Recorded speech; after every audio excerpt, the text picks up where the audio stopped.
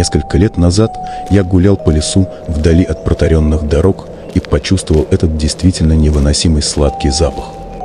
Из-за любопытства я отодвинул мокрую листву в том месте, откуда исходил запах, и обнаружил труп. Парень явно пробыл там какое-то время и выглядел неважно, весь опухший, зелено-черный, кое-где были видны кости. Местная дикая природа также постаралась в течение нескольких дней. Я позвонил в полицию, и мне сказали подождать с телом, пока они не приедут. Находясь в глуши, им потребовалось некоторое время, чтобы прибыть. К тому моменту уже смеркалось, и я просто сидел с ним в темноте. Впоследствии выяснилось, что он решил свести счеты с жизнью. Долгое время после этого он мне снился, рассказывая мне самые приятные вещи из своей жизни. В основном говорил о том, как он зол на меня за то, что я потревожил его место отдыха. Вероятно, эти сны были всего лишь моим воображением, но в то время мне было довольно тревожно. Он до сих пор время от времени появляется в моих снах и, без сомнения, появится сегодня вечером, после того, как я напишу это. Когда я был маленьким ребенком, каждую ночь в течение многих лет мне снился один и тот же сон. В нем я тонул, а огромная волна топила меня. Я задыхался и погружался на дно. Спустя годы, однажды летом во время учебы в колледже, я устроился на временную работу разносчиком почты. Я увидел старушку, сидящую на крыльце и ожидающую меня. Когда я поднялся к ней, она посмотрела на меня и сказала с иностранным акцентом: «Ты утонул, когда Океания затонула под волнами. Ты умер и уже давно». Сказать, что это напугало меня, ничего не сказать.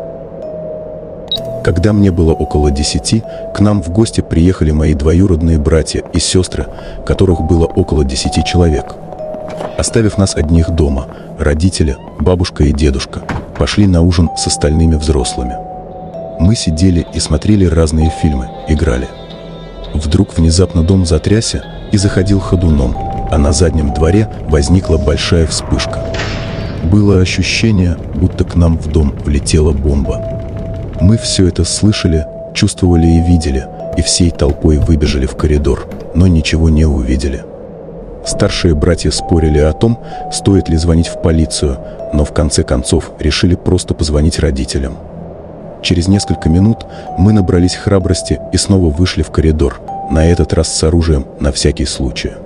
Полчаса никаких новых звуков не было, поэтому, когда родители пришли домой, они решили, что мы сошли с ума. На заднем дворе все было в порядке, и никто из соседей ни о чем не сообщил. Прошло 10 лет, а мы до сих пор об этом говорим, пытаясь понять, что это было. Пожалуй, это было самое жуткое, что со мной случалось. Однажды я сидел напротив парня, который рассказывал мне об убийстве своей девушки и о том, как он разрезал ее на куски и вскипятил ей голову. Он объяснял мне, почему убил ее, называл причины. Желал поговорить с ее родителями, чтобы они поняли правильность его действий.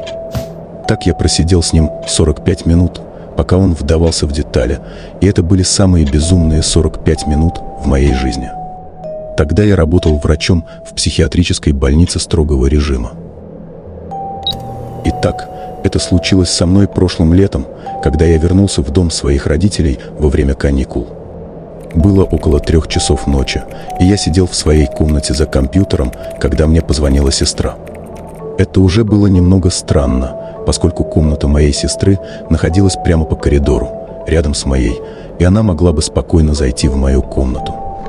Я встал, чтобы ответить на звонок, но тот оборвался. Я подумал, что она хочет поговорить со мной из-за того, что что-то случилось, поэтому направился к ней в комнату. Как только я подошел к ее двери, она начала кричать, что в ее комнате кто-то есть, поэтому я ворвался и, конечно же, никого кроме нее внутри не обнаружил.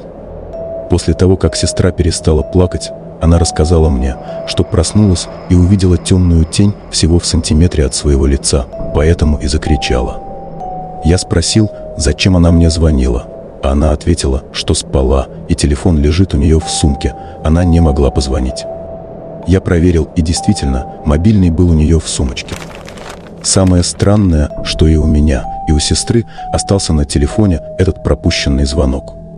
Спустя время нам так и не удалось понять, что произошло в ту ночь.